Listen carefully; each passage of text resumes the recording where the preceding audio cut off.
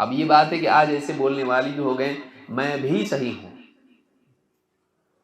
ہیں غلط. یہ کون سا طریقہ ہے میں بھی؟ پھر قبر پرستی کرنے والے سے بھی آپ یہ کہیں گے؟ یہ اصول آپ امت کو دے رہے ہیں، میں بھی صحیح ہوں، یہ کون سا طریقہ ہے؟ علی الاطلاق اس طرح سے بولنا کفر تک بھی جا سکتا ہے. آپ اس کی گہرائی میں اگر جا کے دیکھیں، کیونکہ ایک آدمی عمومی طور پر بول رہا ہے، اس میں کوئی قیودات اس کی نہیں ہے، سارے فرقے اس کے سامنے ہیں، اور کہہ رہا کہ میں یہ نہیں کہتا ہوں کہ میں ہی صحیح ہوں، میں کہتا ہوں میں بھی صحیح ہوں. مطلب کون سا طریقہ ہے یہ؟ نبی صلی اللہ علیہ وسلم بولے ایسا، صحابہ بولے ایسا، علماء بولے ایسا، بلکہ جن کو خوش کرنے کے لیے بولا جا رہا ہے وہ بھی نہیں بولتے ایسا. مختلف طبقات ہیں، وہ بھی نہیں بولتے ایسا میں بھی صحیح ہوں اور آپ بھی صحیح ہیں.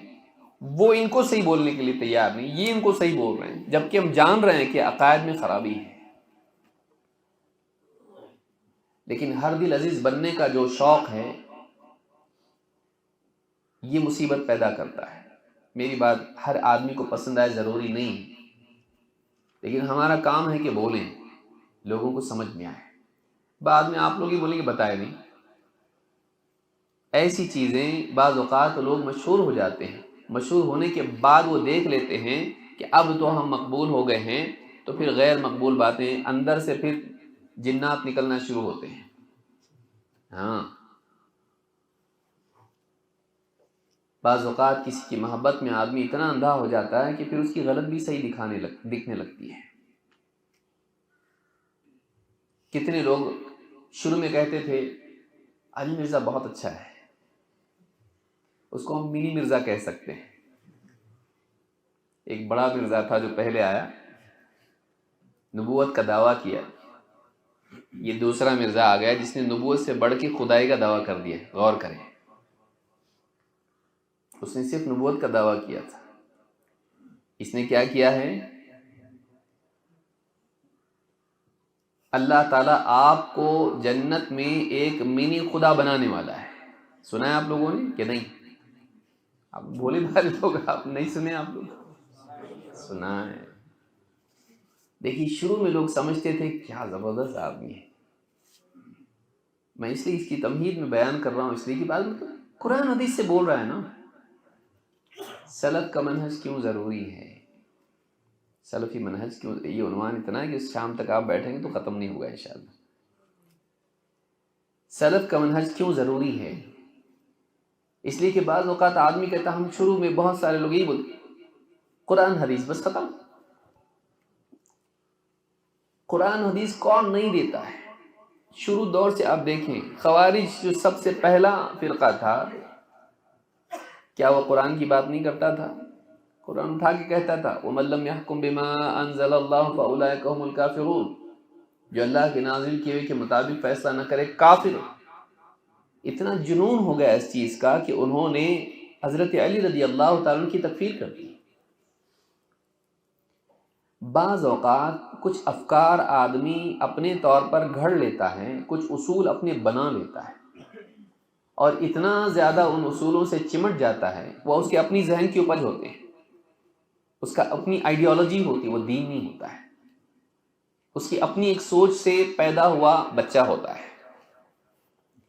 اب اس سے اتنا پیار ہو جاتا ہے اس کو کہ جو بھی اس بچے کو چھیننے لگے اس کی جان کا دشمن بن جاتا ہے.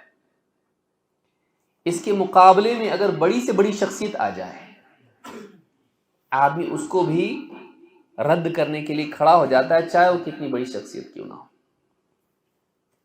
اپنا ایک پیمانہ بنا لیتا ہے، میرے نزدیک یہ صحیح ہے.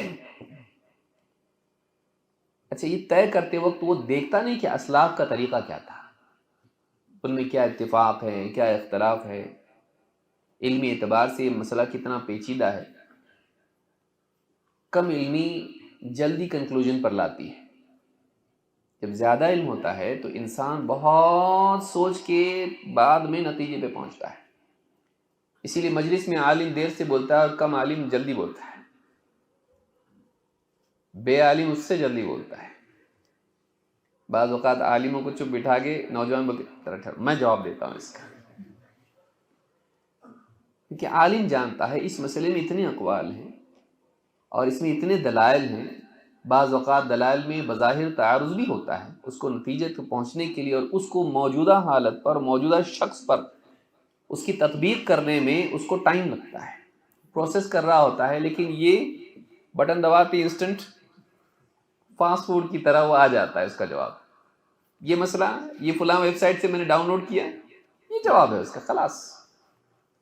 دین ایک ہی ہے نا، ایسا نہیں ہے. تو بعض اوقات ایسا ہوتا ہے کہ انسان ایک مفروضہ اپنے لیے بنا لیتا ہے اور پھر جو بھی اس سے ٹکرائے پھر یہ نہیں دیکھتا ہے کہ وہ کتنی بڑی شخصیت ہے، کتنی معتبر شخصیت ہے. اپنے فلسفے کی بنیاد پر وہ سمجھ رہا ہوتا ہے کہ میں صحیح ہوں، یہ صحیح ہے، اب سب کو بلڈوز کرنے کے لیے کھڑا ہو جاتا ہے. یہ خطرہ ہے. معاملہ الٹا ہونا چاہیے. ہم نتیجے پر پہنچنے کے لیے پہلے دیکھیں کہ ہم سے پہلے کون لوگ تھے جنہوں نے تحقیق کی اور نتیجے پر پہنچے، ان کی آراء کیا ہیں اور اجتماعیت، اتفاق ان کا کس چیز پر ہے.